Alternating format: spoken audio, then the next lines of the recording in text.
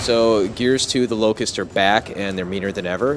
In Gears 1, we bombed them with the Lightmass bomb, and it seemed to hold them off briefly, but they are back, and they're meaner than ever, and they've brought with them a force that can sink entire cities. And so Jacinto, humanity's last safe location, is now threatened. All of the adjacent cities, one by one, are falling. And if the trend continues, Jacinto itself will sink. So humanity needs to strike back against the Locust, punch down into the underground, and take them out in the heart of where they live and where they breed.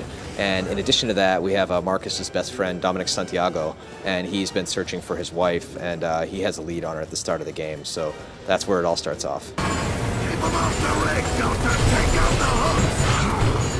I can confirm that Carmine is in fact back in Gears 2, and we don't really want to explain quite yet how he's back. We just kind of want gamers to play the game and learn how Carmine has returned in the game, because he's a hell of a fan favorite. Gears has always been a game that's about destroyed beauty, and it's about this really cool, beautiful world and this visceral, violent action, but it's also about this idea of intimate violence, whereas players can get really close to their foes and chainsaw them. And now, there's Chainsaw Duels, which is a simple B-button mash, because I'm quite tired of those little quick-time events that are in every single game. You can chainsaw somebody from behind, from their taint to their throat. There's so many more executions now, weapon-specific executions. There's people crawling when they're down but not out to try and get away. And you can hit A and crawl away faster. The curb stomp is, of course, back. Take somebody hostage and watch the body explode as your enemies are shooting at it and the arms are going flying. And one thing after another really kind of adds up to this big bucket full of blood and this gory, intimate violence experience. Players who engage in a chainsaw duel are locked into the duel to win or to lose. There is an occasional draw scenario, but keep in mind that while players are in that, they are not in God mode multiplayer anymore. So if you chainsaw somebody, there is a certain amount of risk involved. So you want to try and make sure that you kind of catch them at the right moment before you get away with it.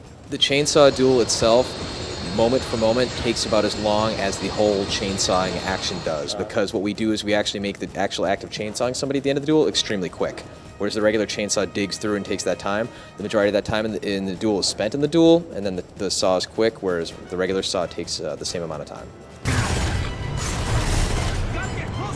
I can assure everybody that Gears 2 has more than its share of gore, and it is in fact a bloodier game. When Marcus is injured and he's moving along the wall, you'll actually see the blood dripping down the wall behind him, and characters will leave blood trails. Like when you have a meat shield and you're dragging it around, it will steadily leak blood and leave a trail wherever you take it, etc. So it's a deeper, darker game, and there are buckets and buckets of blood. Well, the whole bigger, better, more badass theme continues to the multiplayer as far as we actually have 5-on-5 now. We are shipping with more multiplayer maps out of the box that are new than what we shipped with in Gears 1. And we're going to have many more multiplayer modes as well as greatly expanded online functionality.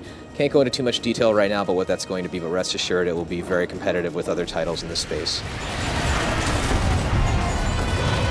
Basically, our partners at Microsoft have become experts at building up hype and releasing games that are not only games but cultural phenomenons and entertainment phenomenons, and we're more than welcome to work with them on that. And periodically from here till ship, you will be getting great new Gears tidbits on a regular basis. Vehicle-wise, in Gears 2, players will be able to drive the Centaur, which is the tank. It's kind of a combination of a tank and a monster truck with giant bouncy wheels on it. They will ride on the Derrick, which is the huge truck, and there's also other vehicle sections that are in the game that we're not really revealing at this point, but I think players will be pleasantly surprised with the twists we put on the formula. The campaign in itself is definitely going to be longer than the first Gears, and there will be more vehicular sections and lots more unique varieties of Locust and lots of wonderful weapons with which to maim and kill. We're looking forward to the Gears fans picking up Gears 2 this November, of course exclusively on Xbox 360, and we really think they're going to be pleasantly surprised with the overall package we deliver, from the beautiful vistas and the bloody battles to the executions and the expanded multiplayer and the deeper, darker storyline. I think they're going to really become bigger fans of the franchise.